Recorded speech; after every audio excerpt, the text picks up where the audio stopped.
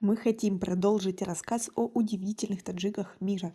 Когда это еще делать, как не сейчас, в эти трудные времена?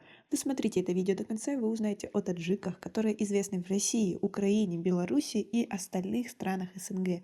Подписывайтесь на наше обновление, чтобы всегда оставаться в курсе событий. Народ – это сильный, талантливый народ, способный на уникальные свершения. Таджики в России нередко ассоциируются с трудовыми мигрантами, которые работают на низкооплачиваемых должностях. Однако на самом деле в Таджикистане много талантливых специалистов, способности которых могут быть востребованы во всех странах мира. Например, Валерий Ахадов – культовый режиссер театра и кино, актер, заслуженный деятель искусства России и Таджикистана, окончил режиссерский факультет СГИКа, начал свою карьеру как актер, а первой его режиссерской работой стал фильм «Вперед, гвардейцы». Снимает фильмы и сериалы в различных жанрах игрового кино. Фильм Ахадова «Руфь» был показан на Каннском кинофестивале. Представляете? Далее идет Бахтияр Худайназаров, режиссер и продюсер. Родился в Душанбе, начал карьеру в качестве журналиста на радио и телевидении. Был ассистентом режиссера на киностудии «Таджикфильм». В 1989 году окончил режиссерский факультет в ГИКа.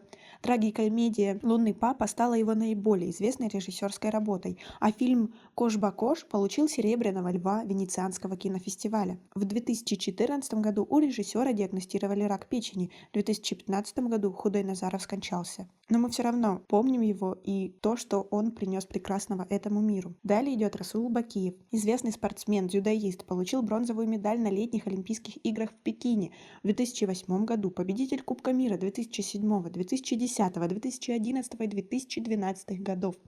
Бакиев родился в Таджикистане в семье известного таджикского борца Худайназара Бакиева, а в Россию переехал в 2012 году после выступления на Олимпиаде в Лондоне. В Москве он уже успел основать свою школу дзюдо. Как вам достижения наших земляков? Свои ответы напишите нам, пожалуйста, в комментарии. Манижа Сангин, популярная певица, автор музыки, попала в рейтинг Forbes 30 до 30, называет себя человеком мира и поднимает важные социальные проблемы, выступает против домашнего насилия, защищает права мигрантов и беженцев.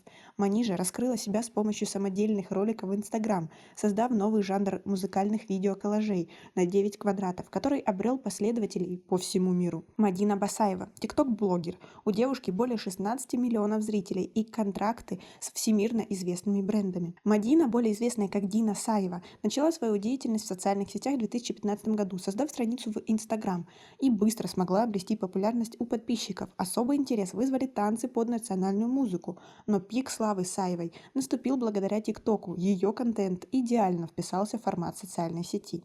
И замыкает наш сегодняшний список Табриз Шахиди.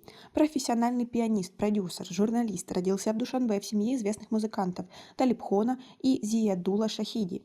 Окончил Московскую государственную консерваторию, а затем и Высшую академию музыки в Австрии, президент успешного ивент-агентства «Империя музыки». А кого вы бы хотели включить в этот список? Свои ответы напишите нам, пожалуйста, в комментарии. Мы умеем ценить партнерство и искреннюю дружбу и готовы к сотрудничеству, к продолжению совместной работы, уважаемые друзья. У нас пока на этом все. Оцените наше видео подпиской и лайком. До скорой встречи!